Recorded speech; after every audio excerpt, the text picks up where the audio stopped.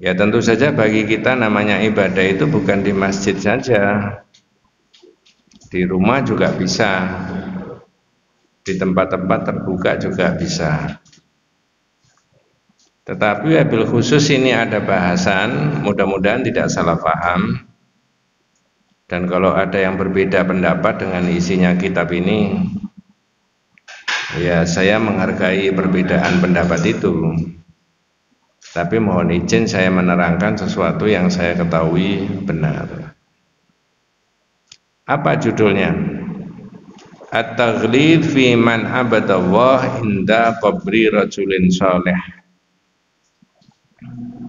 Kalau diterjemahkan menurut yang ada di buku itu, sikap keras Rasulullah sallallahu alaihi wasallam terhadap orang yang beribadah kepada Allah di dekat kuburannya orang yang dianggap soleh.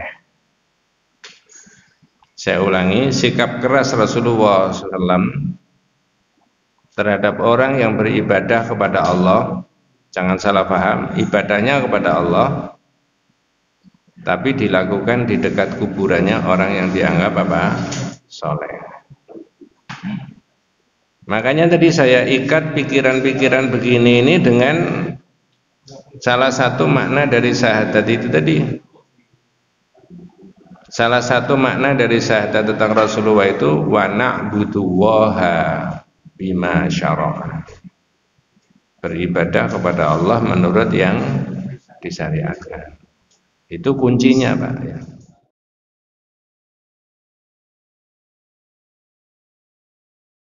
Assalamualaikum warahmatullahi wabarakatuh.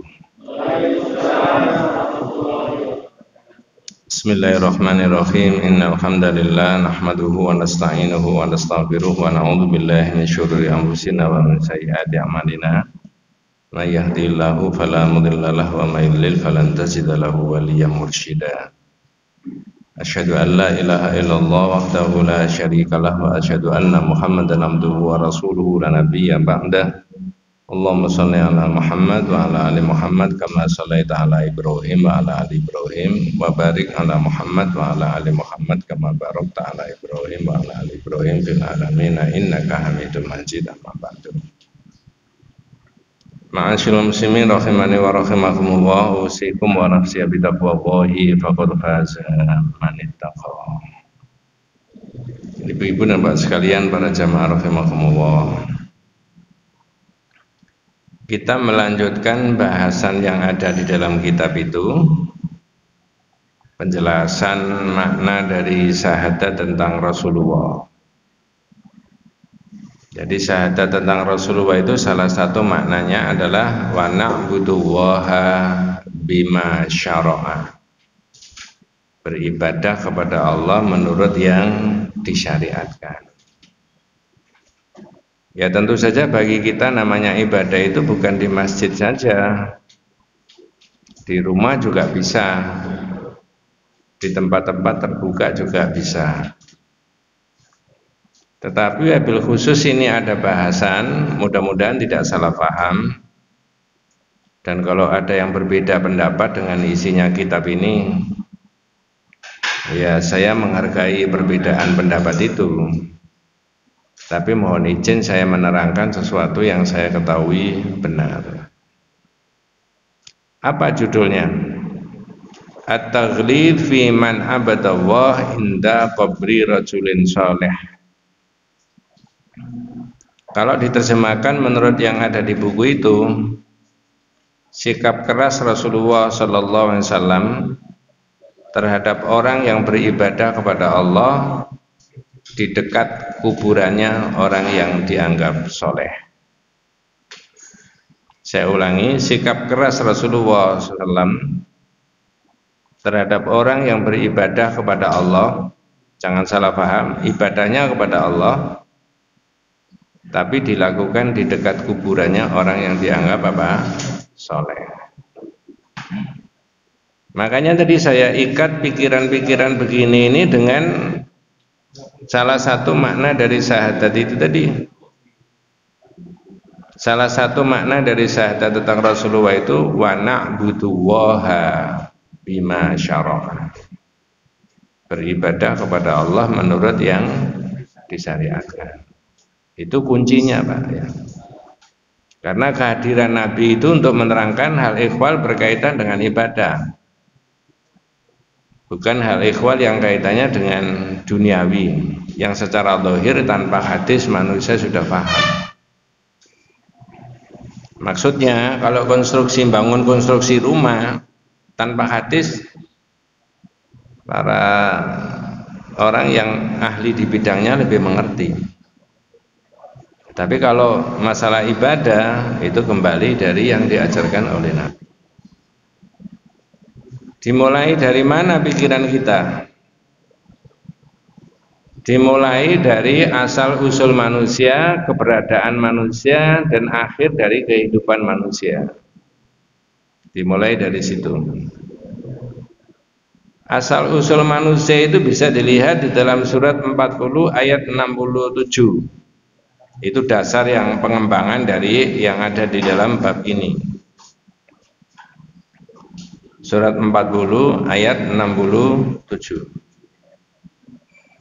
Semua manusia termasuk Nabi sendiri akan melalui proses seperti begini. Ya.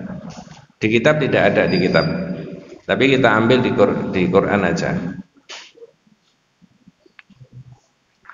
Setinggi-tinggi jabatannya manusia, sekaya-kaya duitnya manusia, maka semuanya akan melalui seperti ini yang digambarkan dalam ayat ini.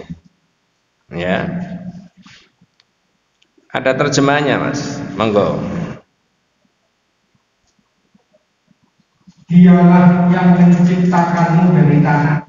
Terus Kemudian dari setetes mani, lalu dari segumpal darah. bentar. Alaqah itu makna bahasanya sesuatu yang menempel. Semoga saya tidak salah dan itu bukan ilmu saya. Tahun 80 berapa itu ada seorang dokter Objin menulis buku. Judulnya Al-Quran, Bible, dan Sains Modern. Salah satunya yang diteliti adalah tentang proses kejadiannya manusia, karena dia dokter Objin. Dikaitkan dengan teks ayat-ayat kitab suci. Dengan tidak bermaksud menohok agamanya orang lain, lalu seorang dokter tadi punya kesimpulan, dunianya masih gelap, ilmu belum kayak seperti begini. Dari mana Muhammad itu bisa tahu rumusan proses kejadiannya manusia di dalam rahim? Ilmunya belum ada saat itu maksudnya. Tapi Nabi Muhammad bisa detail menceritakan proses kejadiannya manusia. Lalu beliau itu menulis alaqah itu makna bahasanya menempel. Kok bisa menempel? Ketika sperma itu sudah bisa membuahi ovum, maka masuk di endometrium. Lalu kemudian kholqon min ba'di kholqin, kata surat Az-Zumar, satu bentuk kejadian berubah menjadi bentuk kejadian yang lain. Itu pembelahan sel. Lalu salah satu pembelahan tadi ada yang nempel di dinding rahim, namanya plasenta. Maka bayi itu menempel karena dinding rahim tadi ditempeli oleh plasenta ari-ari, lalu ada tali pusatnya dari ari-ari sampai di perutnya bayi. Itu namanya alaqah, menempel. Dokter itu mikir luar biasa, dari mana Nabi Muhammad itu konsep seperti begitu. Lalu dia masuk Islam. Kalau tidak wahyu nggak bisa. Dan ini bukan karangan Muhammad. Ya, kecuali kalau sekarang orang membuka buku apa saja referensinya sudah banyak. Tapi saat itu dari mana dia? Kalau pakai bahasa sekarang, toh Nabi Muhammad tidak pernah kuliah di fakultas kedokteran. Ya, apalagi ambil yang spesialisasinya Objin, tidak bisa itu. Tapi kok bisa cerita? Dia yang menciptakan kamu dari saripati tanah, kemudian dari setetes air hina, sperma tadi, sama ovum, kemudian dijadikan sesuatu yang menempel. Oleh Departemen Agama diterjemahkan segumpal darah. Apa betul manusia pernah jadi segumpal darah? Tapi dokter tadi punya tafsiran yang beda. Wallahu a'lam. Lanjut. Kemudian kamu dilahirkan sebagai seorang anak. Ya. kemudian ditumbuhkan kamu sampai dewasa. Ya, tsumma litablughu asyuddakum. Lalu menjadi tua. Tsumma litakunu syuyukha, kemudian kamu jadi tua. Ini kan siapa saja akan mengalami seperti begini. Nabi Muhammad Shallallahu Alaihi Wasallam yang digadang-gadang oleh Allah Subhanahu Wa Taala disiapkan untuk jadi nabi, ada keistimewaan dan maksum, terbebas dari dosa. Prosesnya sama dengan ini. Oh, berarti orangnya pernah lahir, Pak? Iya. Bapak ibunya jelas, iya. Kalau pakai ilmu sekarang genetikanya bisa diteliti, betul. Ya. Nah, mulai kecil juga main-main seperti anak pada umumnya. Iya. Saya potong. Kalau di tauhid, orang bersyahadat tentang Rasulullah itu maknanya Nabi itu jangan dikeluarkan dari komunitas manusia. Itu kata-kata yang kunci menurut saya. Saya ulangi, di tauhid itu Nabi itu jangan dikeluarkan dari komunitas manusia. Artinya kalau Nabi Muhammad itu masuk di wilayah dunia, maka mengikuti hukum-hukum dunia, hukumnya Allah yang di dunia. Jadi ada lapar, ada rasa sakit, ya, ada berumah tangga, itu normal-normal saja. Ya, normal saja. Keberadaannya dibatasi oleh Allah, ya. Iya, 63 tahun selesai, ya. Nah, kita mau diberi berapa sama Allah, tidak tahu nanti, ya. Ya, begitu, ya. Mudah-mudahan diberi yang terbaik, apa mudah-mudahan diberi yang terpanjang.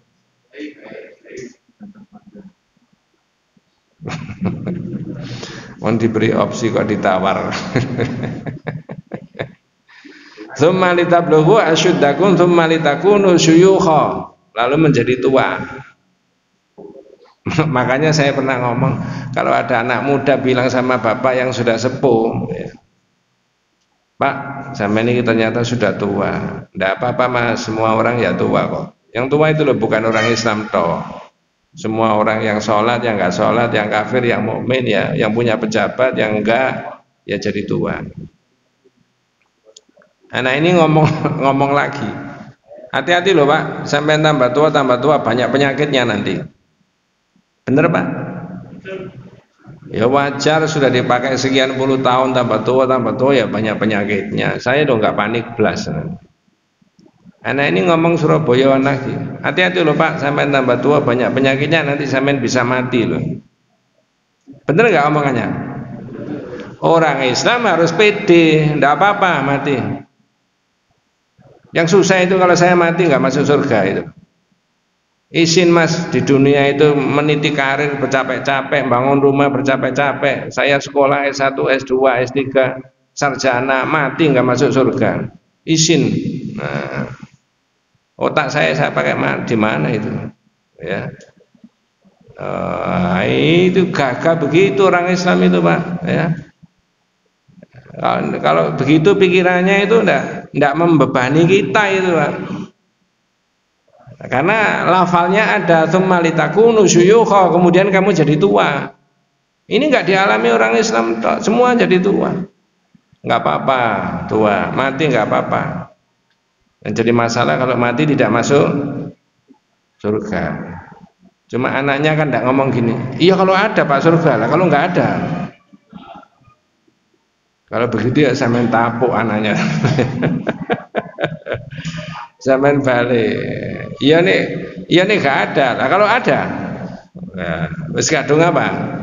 Mati. Lanjut Mas.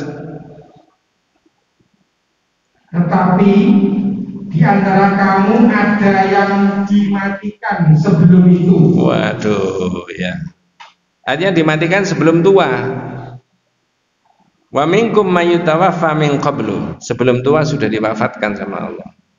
Masih belasan tahun, masih selikur 21, 22 dan seterusnya, 30-an berapa. Ya. Ada yang sampai 50-an gak mati-mati gitu. Ya. Ada yang sampai 60-an gak mati-mati. Ya. Ada yang sampai 70-an gak mati-mati, tapi ini masih muda dimatikan. Ya, ini kalau saya hubungkan dengan bab yang lain nyambung tapi terlalu panjang nanti. Tapi karena bukan materi yang dibahas itu ya. Cuma ini kan sebagai prolog proses kejadiannya manusia termasuk nabi kayak begini ini gitu loh ya. Tsumma litakunu syuyukha tsumma wa minkum mayutawaffa min qablu walitabluhu ajalan musamma wa la'allakum taqilun. Lanjut Mas terjemahnya. Kami perbuat demikian agar kamu sampai kepada kurun waktu yang ditentukan. Terus agar kamu mengerti. Ya, ujung-ujungnya manusia akan dipisahkan oleh Allah antara jasad sama ruh. Betul Pak? Nabi dipisahkan nggak antara jasad sama ruhnya? Para sahabat dipisahkan. Pertanyaannya, ruhnya kembali kemana? Jasadnya? Nah, jasadnya inilah yang ketika dimakamkan di situ ada hukum syariat di situ. Ini maksud saya tauhidnya. Jadi makanya dulu sudah pernah saya sebutkan, kalau ada tanah lapang kosong ya, tidak dipakai apa-apa, orang boleh pakai main-main di situ, sepak bola juga boleh ya, mau tabligh akbar di situ juga boleh, mau ngaji di situ juga boleh, mau sholat Idul Fitri, Idul Adha berjamaah di situ juga boleh, sholat istisqa di situ juga boleh, karena lapangan kosong. Orang masuk di situ nggak pakai aturan, mau mencolot boleh, mau lari boleh. Tapi sekarang keputusannya masyarakat, tanah kosong tadi, areal kosong sudah ditempati makam, kuburan. Ada orang, beberapa orang muslim, muslimah dimakamkan di situ. Baru hukum itu berubah di tanah itu tadi. Ngerti maksud saya Pak? Semula dipakai sholat, sekarang boleh nggak dipakai sholat? Nah, semula itu mencolot aja boleh, sekarang boleh nggak? Ada aturannya nggak kalau mau masuk? Nah, itu maksud saya. Mudah-mudahan kita dikuatkan oleh Allah Subhanahu wa taala bisa membaca kitab Hujratun Nabi sallallahu alaihi wasallam tarikhuha wa ahkamuha. Kamarnya Rasulullah, sejarahnya dan hukumnya. Jadi tanah satu petak yang ditempati Rasulullah itu, kamarnya itu ada sejarahnya, historicalnya ada. Cuma saya nggak paham, ada sertifikatnya nggak itu loh ya. Nggak meneliti sampai di situ ya, betul deh. Ya, ketika Rasulullah masih hidup di situ oleh Rasulullah dipakai sholat, dipakai ngaji, dipakai qiyamul lail di situ bersama, dipakai satu keluarga. Tapi ketika Rasulullah wafat dimakamkan di situ, hukumnya berubah. Maka judulnya tadi Hujratun Nabi sallallahu alaihi wasallam tarikhuha wa ahkamuha. Kamarnya Rasulullah, sejarahnya dan hukumnya. Jangankan kamarnya Rasulullah, tanah lapangan saja tadi yang saya katakan, ketika sudah kesepakatnya dipakai makam, berubah. Nah, ini yang dibahas di tauhidnya. Maka judulnya tadi At-Taghlid fi man abadallah inda qabri rajulin saleh. Ya, sikap keras Rasulullah SAW terhadap orang yang beribadah kepada Allah di dekat kuburannya orang yang dianggap apa? Soleh. Nah, bagaimana tentunya? Ini yang dibahas. Jadi ketika orang itu dipisahkan antara jasad dengan roh, maka jasadnya di situ dimakamkan. Menurut yang disyariatkan oleh Nabi. Lalu sikap kita kepada yang dimakamkan itu bagaimana itu? Nah, ini ada hadisnya sahih. Hadisnya ini adalah rawahul Bukhari ya, wa Muslim. Ada banyak hadis itu ya. Imam Al-Bukhari menulis dalam hadis nomor 427. Imam Muslim menulis dalam hadis nomor 528. Apa keterangannya dalam hadis? Wa fi sahihi an Aisyah radhiyallahu anha anna Umma Salamah dzakarat li Rasulillah kanisatan ra'adha bi ardil Habasah wa ma fiha min aswar. Faqala ulaika idza mata fi rajulun salih amil abdu salih banau ala qabri masjidan. Wa sawwaru fi tilka suwara ulaika syirarul khalqi indallah. Fa haula'i jama'u bainal fitnataini. Fitnatul kubur wa fitnatul tamathil. Ada terjemahnya Mas? Diriwayatkan dalam Sahih Bukhari dan Muslim dari Aisyah bahwa Ummu Salamah menceritakan kepada Rasulullah SAW tentang gereja dengan rupaka-rupaka yang ada di dalamnya. Saya tanya, rupaka-rupaka itu apa sih Pak? Batu. Jadi Ummu Salamah istrinya Rasulullah itu punya pengalaman ketika belum jadi istrinya Rasulullah, itu di Habasah di Ethiopia ada gereja-gereja yang di dalamnya ada patung-patungnya. Ketika sudah jadi istrinya Rasulullah tanya sama Nabi, kanisatan ra'adha bi ardil Habasah, tentang gereja yang dia lihatnya di Habasah. Wa ma fiha minas suwar, kok ada patung-patungnya Nabi? Jawabannya Rasulullah, maka bersabdalah beliau, mereka itu apabila ada orang yang soleh atau seorang hamba yang soleh meninggal, mereka bangun di atas kuburannya sebuah tempat ibadah. tak potong dulu. Sebuah tempat ibadah itu bahasa Arabnya apa di situ? Bahasa hadisnya? Masjid. Masjid. Sebuah tempat ibadah. Jadi ulaika idza mata fi rajulun salih abil abdus salih banau ala qabrihi masjidan. Jadi kalau diterjemahkan bebas, Ummu Salamah mereka itu ya, kalau ada orang soleh meninggal atau hamba Allah yang soleh meninggal, mereka bangun di atas kuburannya sebuah tempat ibadah, masjid. Pertanyaannya, apakah dibangun permanen kayak begini? A. Ataukah B, ini kuburannya orang yang soleh tadi difungsikan sebagaimana fungsinya masjid? A atau B?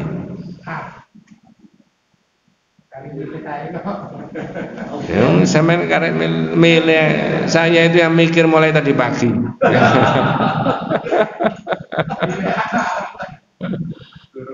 Iya, bisa maknanya kedua-duanya Pak. Tetapi kalau para ulama kalau membangun konstruksi bangunan masjid yang kayak begini itu jelas itu tidak boleh. Kuburan, ada kuburan lalu dibangun masjid permanen di dalamnya. Tetapi yang banyak ini juga diterangkan di sini adalah memfungsikan kuburannya orang yang soleh difungsikan sebagaimana fungsinya masjid. Saya tanya sekarang, masjid dipakai apa? Salat. Salat saja? Berdoa. Orang datang ke masjid duduk diam setelah salat 2 rakaat meneng saja, boleh enggak? Itu berarti menjadikan fungsinya masjid sesuai dengan fungsi yang sebenarnya kan? Maka jangan duduk diam tenger-tenger di mana. Itu maksudnya begitu. Orang boleh sependapat dan ini hadis, bukan karangan orang. Kalau kita itu bersahadat tentang Rasulullah, itu konsekuensinya na'budullaha bima syara'a, beribadah kepada Allah menurut yang disyariatkan. Nabi menggariskan begitu. Ya. Itu. Idza mata fi rajulun salih abil abdus salih banau ala qabrihi masjidan. Mereka bangun di atas kuburannya sebuah tempat ibadah. Ibadah di masjid, Mas. Ibadah di rumah.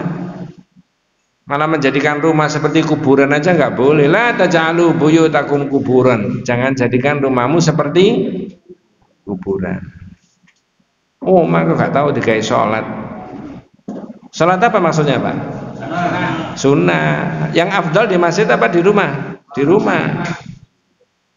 Ya kecuali hak-haknya masjid ya, tahiyatul masjid dan sebagainya itu ya. Intidor. Ya, tapi kalau sholat-sholat sunnah yang lain itu lebih afdalnya itu di rumah. Ya, jadi memfungsikan rumah itu sebagaimana tempat ibadah. Sehingga rumahnya umat Islam itu jangan seperti rumahnya yang bukan umat Islam, hanya ditempati saja mulai kecil sampai mati. Hanya berfungsi untuk itu. Dipakai untuk bangga-banggaan aja di dunia. Nggak, agak beda itu. Maka dengan bahasa yang lain ya, apa-apa yang dimiliki umat Islam itu dipakai untuk mencari akhirat, ya, mencari surga. Ya, karena kita ini sudah diberi oleh Allah banyak. Bukan tidak punya apa-apa, tapi apa-apa punya. Rumah punya, kendaraan punya, ya. Tenaga punya, pikiran punya, ya, duit punya. Itu dipakai untuk mencari surga. Lanjut keterangannya dari Nabi tadi. Wasawwaru fihi tilka suwar. Dan membuat di dalam tempat itu rupaka-rupaka. Nanti di bab 61 itu ada al-musawwir, rupaka-rupaka, ada banyak pendapat di situ ya tentang hukum apa rupaka itu, patung-patung itu ya. Apa berikutnya kata Rasulullah? Mereka itulah sejelek-jelek makhluk di hadapan Allah. Saya tanya Pak, kalau sikapnya kayak begitu itu tadi ya, membangun masjid di atas kuburan, lalu membuat ada rupaka-rupakanya, lalu Nabi bilang sejelek-jelek makhluk ya, menurut siapa? Allah. Yang bilang gitu siapa? Rasul. Kalau hadis berarti yang bilang gitu siapa? Rasul. Ini sejelek-jelek manusia apa sejelek-jelek makhluk? Sejelek-jelek makhluk. Kalau makhluk kan bisa di luar manusia juga toh. Karena makhluknya Allah itu bukan manusia toh. Bukan ulaika syirarun nas, tapi ulaika syirarul khalqi. Itu adalah sejelek-jelek makhluk di hadapan Allah. Maka jangan dilakukan seperti itu.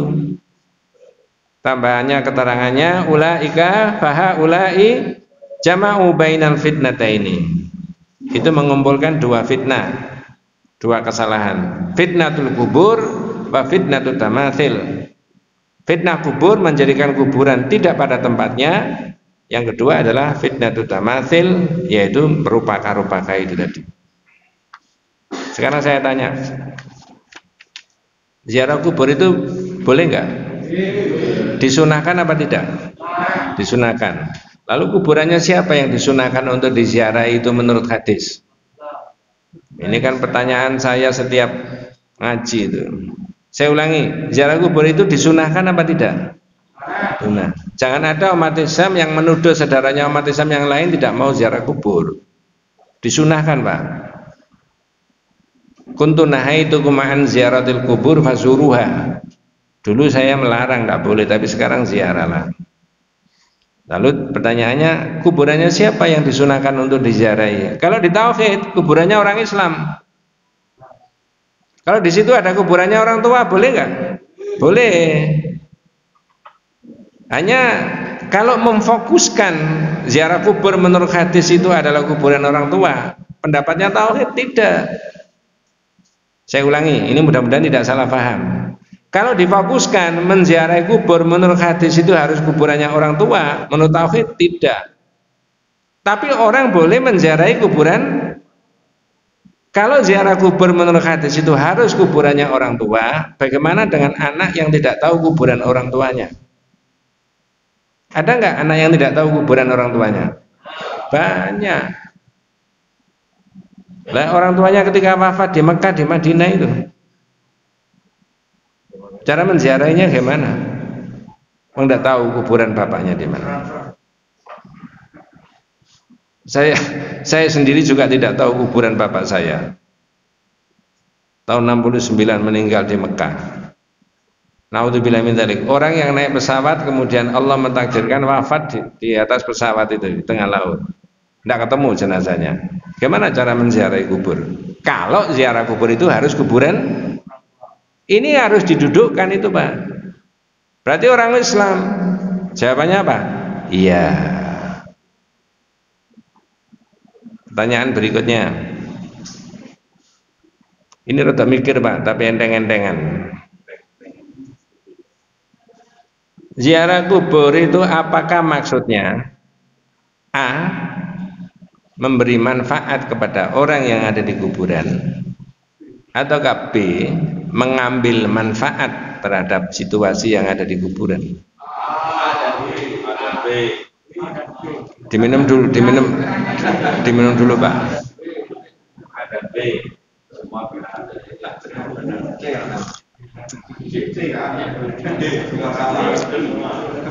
Saya ulangi, ini pengulangan yang terakhir. Apakah ziarah kubur itu dimaksudkan A. memberi manfaat orang yang ada di dalam kuburan, maksudnya orang yang meninggal, atau B. mengambil manfaat dalam situasi di kuburan?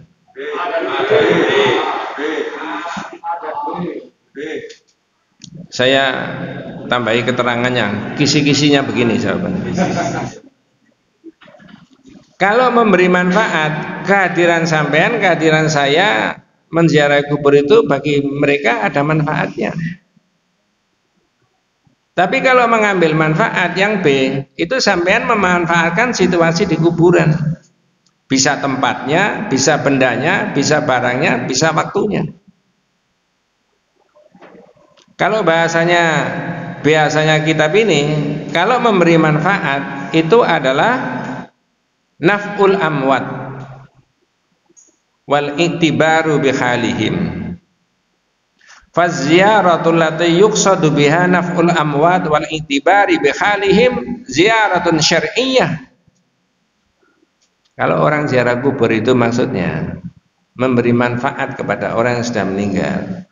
Lalu yang datang itu bisa mengambil ibrah, pelajaran. Waduh, sebentar lagi saya juga dimakamkan kayak begitu.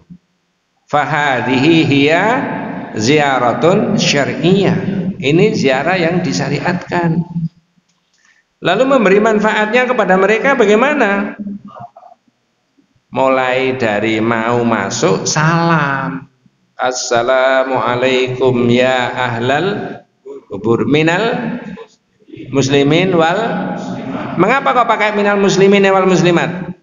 Barangkali di situ ada orang kafir, tidak berhak. Loh, gitu Pak.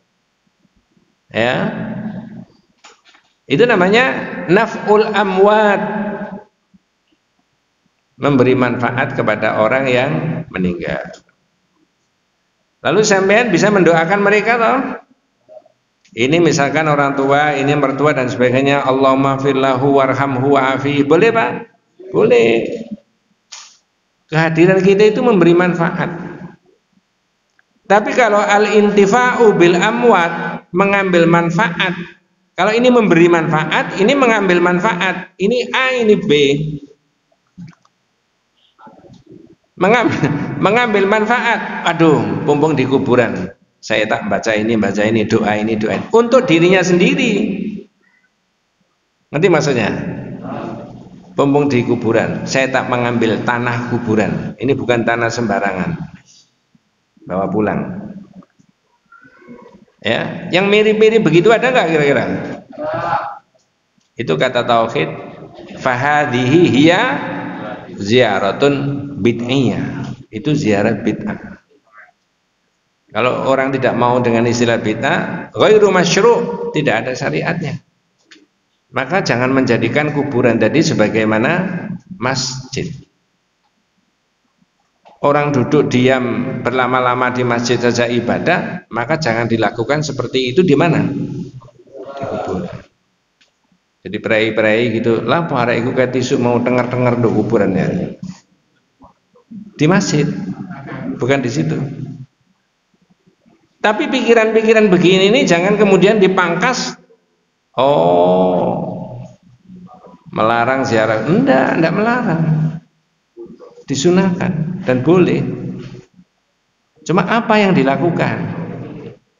Ternyata yang dilakukan memberi manfaat, bukan mengambil. Bisa membedakan Pak ya, antara memberi manfaat dengan mengambil manfaat. Ya, kita memberi manfaat kepada mereka. Wallahu a'lam. Nah begitu Pak ya. Sekarang kita lanjutkan lagi di dalam bahasan kitab itu. Walahuma anha qalat lamma nuzila bi Rasulillah sallallahu alaihi wasallam tafiqa yatrahu famisatanahu ala wajhi fa idza tamma biha kashafaha. Faqala wa huwa kadzalik, sama dengan itu tadi maknanya hadis. Laknatullah 'alal yahud wan nasara ittakhadhu qubur anbiya'ihi masajida Yukhadziru ma sana'u walau la dzalika ubriza qabruhu ghaira annahu khasyiya ayyuttakhadha masjidan. Ini juga rawahul Bukhari Muslim.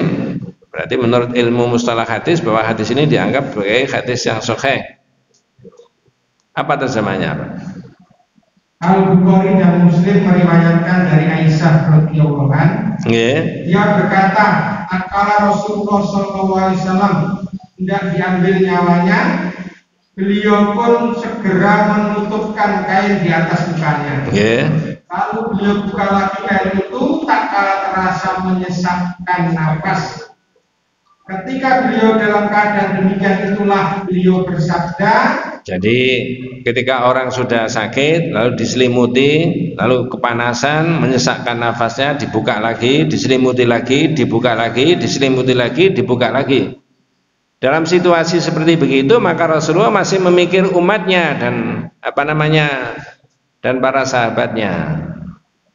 Masih kemudian berpesan kepada umatnya berkaitan dengan akidah. Apa dawuhnya Rasulullah?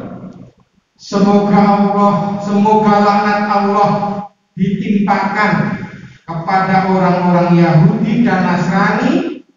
Mereka menjadikan kuburan nabi-nabi mereka sebagai tempat ibadah. Ya, mirip dengan itu tadi. Laknatullah 'alal yahudi wan nasara ittakhadhu qubur anbiya'ihim masajid. Semoga laknat Allah ditimpakan kepada orang Yahudi dan Nasrani yang mereka menjadikan kuburan para nabi dijadikan apa? Masjid. Tak potong dulu. Terus Mas, ada terusnya itu keterangannya. Monggo. Falaula ubriza dzalika, beliau memperingatkan agar dijauhi perbuatan mereka. Yuhadziru ma sana'u, terus dan seandainya bukan karena hal itu, niscaya kuburan beliau akan ditampakkan, hanya saja dikhawatirkan akan dijadikan sebagai tempat ibadah. Saya tanya, Rasulullah itu dimakamkan di mana? Di mengapa kok minta dimakamkan di situ? Ya ini tadi dalilnya. Nabi khawatir kemudian dijadikan seperti itu. Andai kata Rasulullah tidak khawatir bahwa dijadikan seperti kuburannya orang-orang Yahudi dan Nasrani, menjadikan kuburan nabinya dijadikan masjid, tentu saja kuburan nabi itu akan ditampakkan. Padahal di luar rumahnya Rasulullah ada kuburan enggak? Namanya kuburan apa? Baqi. Tapi Nabi lebih memesankan dimakamkan di situ, di kamarnya. Tak tanya sekarang. Ini rada guyon tapi serius. Oh, kalau begitu memakamkan suami di kamar itu sunnahnya Rasul itu. Betul. Mah, nanti kalau saya mati makamkan di kamar ini. Loh kok begitu? Kemarin ngaji tauhid ada sunnahnya Nabi itu dimakamkan di kamar. Apa begitu Pak kira-kira? Ini khusus Nabi. Itu tadi itu. Andai kata Rasulullah tidak khawatir diparani orang bolak-balik lalu dijadikan sebagai tempat ibadah, tentu saja Nabi dimakamkan di luar. Makanya Nabi berpesan dimakamkan di apa? Di dalam. Yang jadi banyak pertanyaan masyarakat adalah sekarang areal kuburannya Rasulullah, rumahnya Nabi itu berada di dalam Masjid Nabawi. Makanya kalau jenengan baca kitab yang itu tadi yang saya katakan, itu lengkap uraiannya. Hujratun Nabi SAW tarikhuha wa ahkamuha. Ya, kamarnya Nabi, sejarahnya dan hukumnya. Ya, sebenarnya pada saat itu 86 tahun setelah Rasulullah wafat, memasukkan rumahnya Rasulullah ke areal Masjid Nabawi, para ulama saat itu menolak. Tapi ulama punya kuasa apa? Yang berkuasa penguasa, bukan penguasa Arab Saudi yang sekarang ini.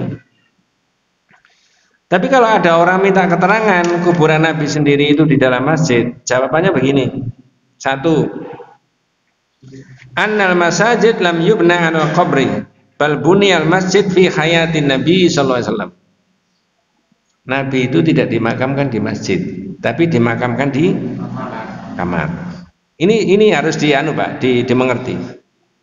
Nabi itu dimakamkan di kamar. Siapa bilang dimakamkan di masjid?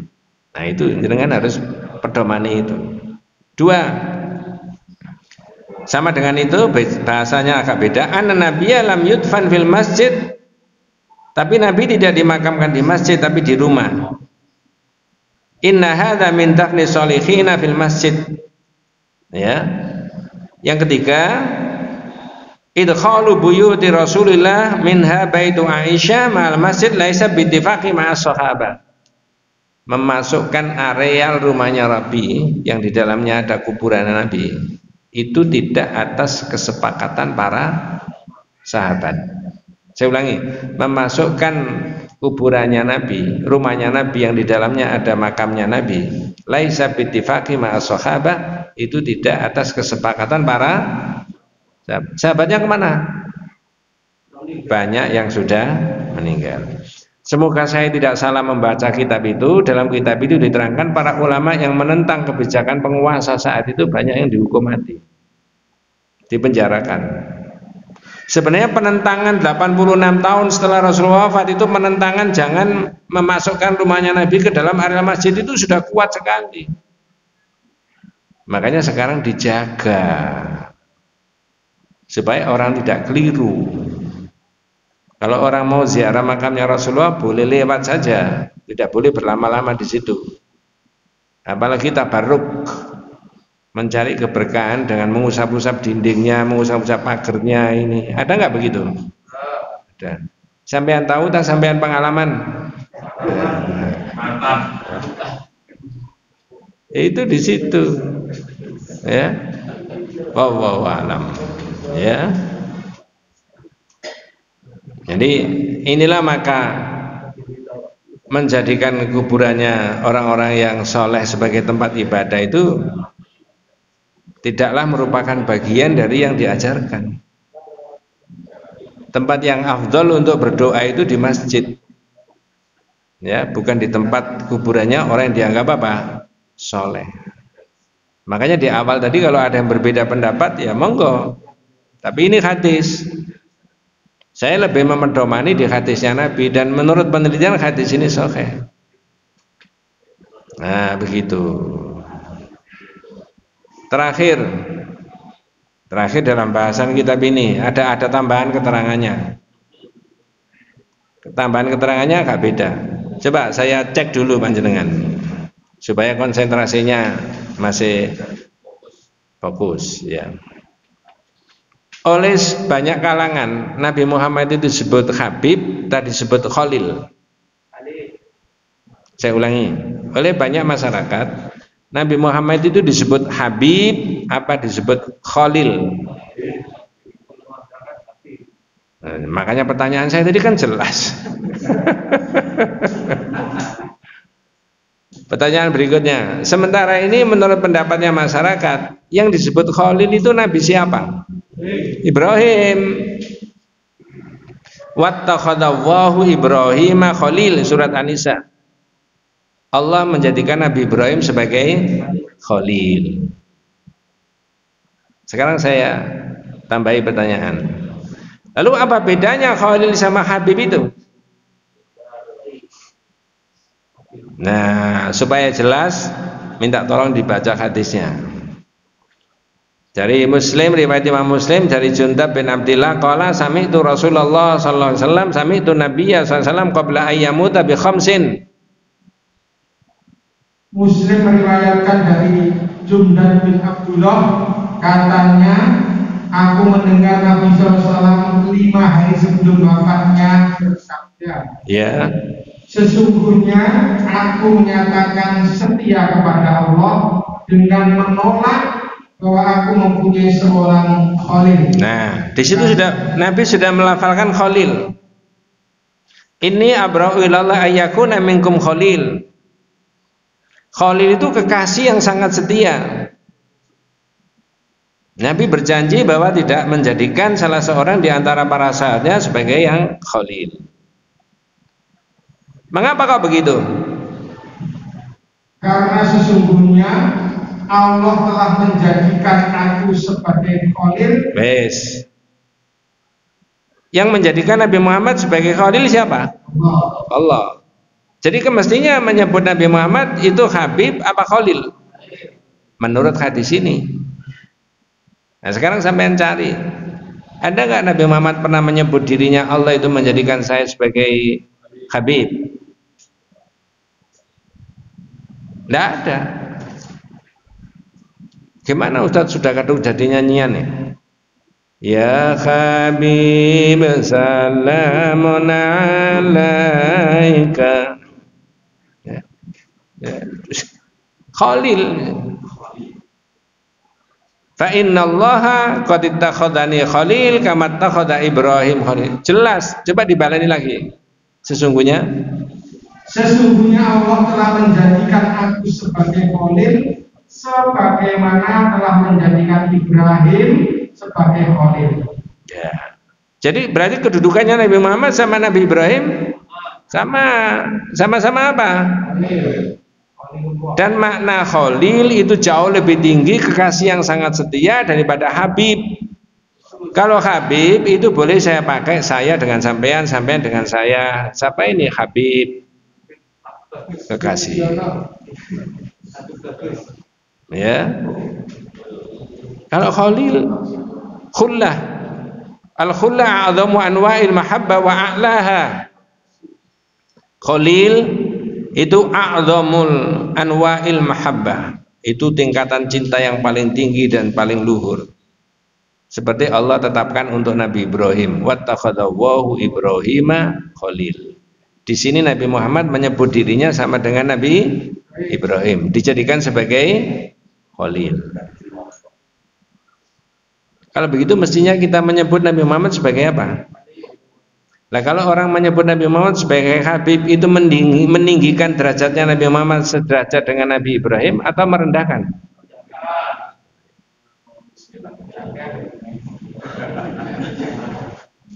Ya. Ini sahih, Bukhari Muslim itu, Pak. Mudah-mudahan tidak salah paham saya bacakan.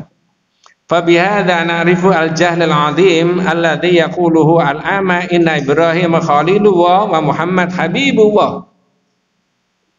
Dan kita tahu ada banyak kebodohan masyarakat itu disebut begitu. Ya, karena mereka mengatakan sesungguhnya Ibrahim itu dijadikan sebagai khalil tapi Nabi Muhammad sebagai habib. Wa hadza tanqusu fi haqqi Rasulillah. Itu mengurangi haknya Nabi. Kalau disebut sebagai habib. Ya, mestinya sebagai apa? Khalil. Ya. Wali annahum bihadhil maqalah, dengan sebutan sebagai habib tadi, ja'alu martabatan nabi duna manzilatihi Ibrahim. Jadi tidak seperti sebutannya untuk Nabi Ibrahim, tidak mensejajarkan. Karena disebut sebagai khalil. Wes, ini enggak ada hubungannya dengan tauhid tapi sebutan aja. Kalau kita mau mengikuti dawuhnya Rasulullah itu, ya kita menyebut Nabi Muhammad sebagai apa? Khalil, bukan sebagai Habib. Jangan kalau ditanya mana dalilnya, hadis dari Jundab bin Abdillah riwayat Imam Muslim. Imam Muslim menulis dalam hadis nomor 531. Selesai. Titik. Ya. Ya itu, ya. Lanjut Mas. Walau kuntu mutakhidan min ummati khalil latakhadtu Abu Bakrin khalil. Seandainya aku menjadikan seorang khalil dari antara umatku, saya aku akan menjadikan Abu Bakar sebagai khalil. Ya, berarti kedudukan Abu Bakar di kalangan para sahabat tinggi apa rendah? Tinggi. Maka dalam bahasan yang berbeda, nanti ketemu di bab berikutnya, Abu Bakar itu pernah menentramkan para sahabat ketika sahabat tanda petik sepertinya menolak kalau nabinya mati. Percaya sama Abu Bakar karena Abu Bakar itu orang yang ditunjuk sama Rasulullah. Walau kuntu mutakhidan min ummati khalil latakhadtu Abu Bakrin khalil. Andai kata saya boleh menunjuk di antara kalian sebagai Khalil, Abu Bakar. Berarti kedudukannya Abu Bakar sangat apa? Tinggi. Sedangkan Abu Bakar ketika Rasulullah wafat sudah menenteramkan para sahabat. Ayyuhan nas qad araftum wa qad alimtum bi anna Muhammad qad mata. Nabi Muhammad telah meninggal. Man kana ya'budu Muhammad fa inna Muhammad qad mata. Siapa yang menyembah Muhammad, Muhammad telah wafat. Wa man kana ya'budu Allaha fa inna Allaha hayyun la yamut. Dan siapa yang menyembah Allah, sesungguhnya Allah itu hidup selamanya, tidak akan wafat. Dari ucapannya Abu Bakar sampai tarik di 2021 dan seterusnya, maka tidak haknya kalau kita itu minta tolong kepada Rasulullah sekarang ini, karena sudah wafat. Nah, nanti kita ketemu ada sebagian umat Islam yang masih ngotot minta tolong sama Nabi. Situasi begini ini. Wallahu a'lam. Ini harus diterangkan kepada umat. Ya, perkara orang mau nerima atau tidak itu ya semua terserah padamu. Aku begini adanya. Hadis ini begini. Lanjut Mas, monggo. Dan ketahuilah bahwa sesungguhnya umat-umat sebelum kamu telah menjadikan kuburan nabi-nabi mereka sebagai tempat ibadah. Terus? Tetapi janganlah kamu sekalian menjadikan kuburan sebagai tempat ibadah, karena aku benar-benar melarang kamu perbuatan itu. Ya sudah. Jangan dijadikan kuburan sebagai tempat apa? Ibadah. Lu ndonga enggak boleh. Ndonga itu ada sunahnya, Mas. Mendoakan mereka, selesai. Bukan tempat yang afdol untuk ibadah. Nah, begitu keterangannya dalam kitab ini.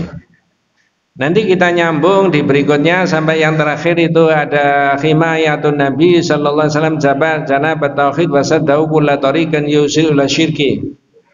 Upaya Rasulullah dalam memelihara tauhid dan membendung setiap jalan yang menuju kepada tauhid. Kepada syirik.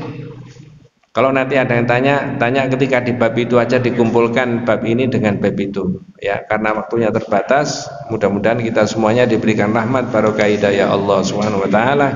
Hadanallahu wa iyyakum ajmain. Kita tutup dengan doa kafaratul majlis. Subhanakallahumma wa bihamdika asyhadu an la ilaha illa anta astaghfiruka wa atubu ilaik. Assalamualaikum warahmatullahi wabarakatuh.